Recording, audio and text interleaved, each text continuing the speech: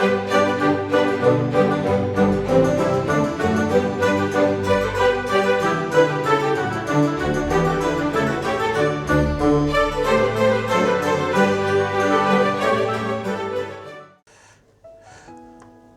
такой простенький куриный паштет я сегодня сделал.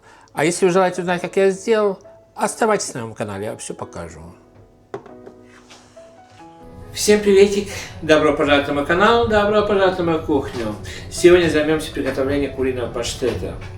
На интернете там множество рецептов, как это делать, но я нашел очень простенький рецепт, я знаю, что это очень вкусно получится, и я решил с вами поделиться, как я буду делать.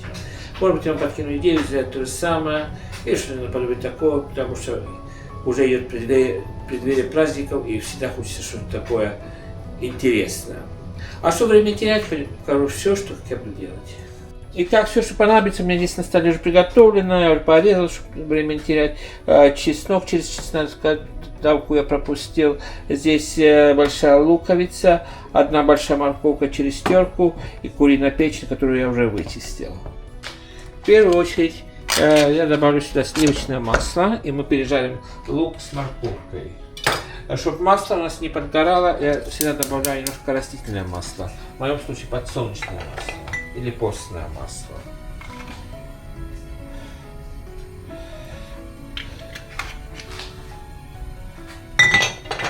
И сейчас пережарим морковку с луком.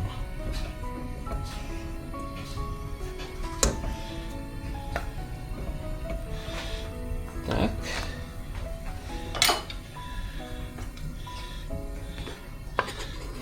Лук.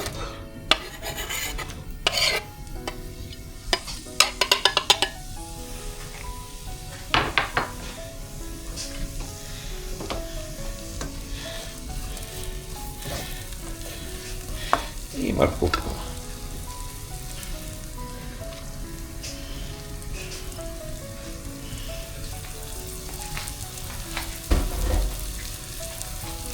Этот паштет делаем методом пережарки продуктов, потому что там есть еще метод все доварить.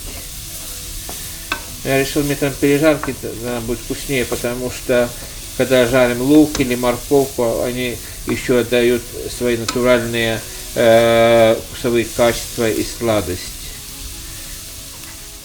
Мне румяный цвет не нужен для жарки. Главное, чтобы лук пожарился, такой стал прозрачный, и морковка тоже, чтобы приготовилась. Итак, пережарка лука с морковкой заняла только пару минут. Сейчас перенесем это в миску. И теперь мы будем жарить нашу куриную печень.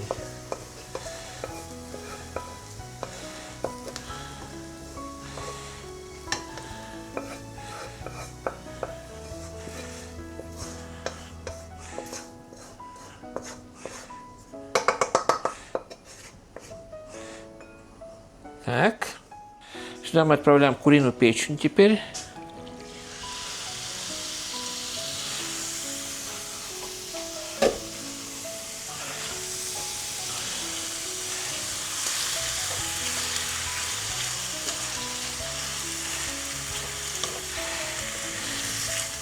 И пережарим, и помешивая. В данный момент даже можно накрыть, чтобы быстрее приготовилось все. Потому что печень отдаст сейчас жидкость. Итак, у нас здесь все хорошо тушится. Сюда теперь добавил лавровый лист, порошок тимьян, соль по вкусу, и также я добавил чеснок. И теперь помешиваем, и пускай потихонечку это у нас так тушится, жарится до готовности печени. Ну, где-то минут 5. И тогда мы добавим лук с морковкой. Итак, смотрите, хорошо, здесь у нас сколько это жидкости выдает здесь. Так, на этом этапе лавровый лист можно вытащить. И мы добавляем сюда морковку с луком.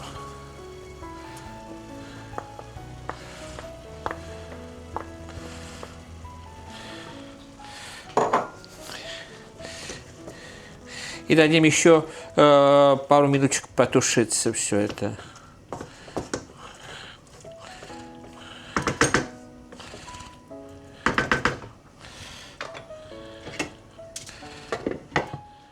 Итак, здесь я все приготовил пропустить через блендер наш паштет. Единственное, что я теперь возьму кружку, сюда добавим масло.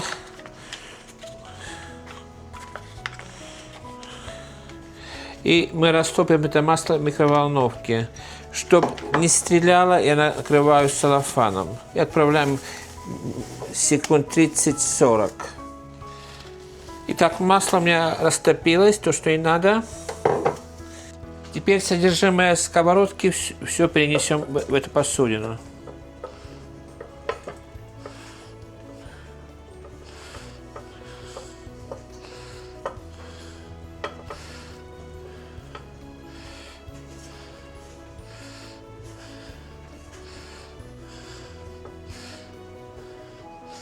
Так. Добавляем сюда немного масла. Не все, потому что нам надо чуть-чуть. Так. И все это пропускаем через блендер теперь до однородной массы.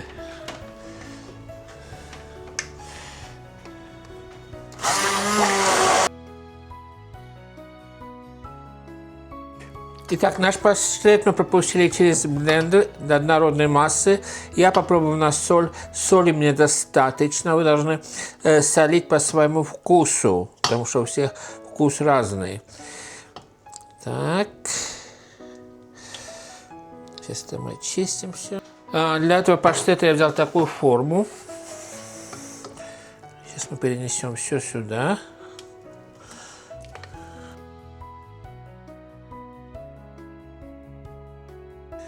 И равномерно расправим по форме. Паштет получился очень-очень вкусный. Легенький рецепт. И то, что у меня масло оставалось, мы сверху польем.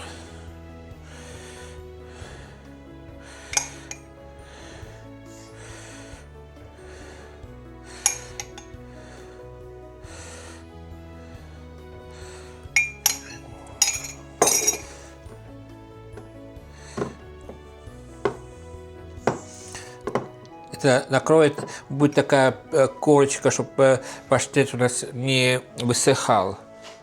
И теперь накрываю и пойдет в холодное место. Вот такой финальный результат получился у нас. Паштет получился нежный, но в то же время самый очень вкусный. Итак, сегодня с вами поделился методом приготовления очень простенького куриного паштета. Простенький, делается сравнительно легко и не занимает очень много времени. В то же время получилось обалденно вкусно. Я надеюсь, что сегодняшнее видео вам дало какую-то идею сделать то же самое или что наподобие такого, почему бы и нет. А на этой ноте хотел с вами попрощаться, пожелать вам самого наилучшего. Берегите себя, берегите друг друга. Всем крепкого здоровья, всем мирного неба, приятного аппетита и пока-пока.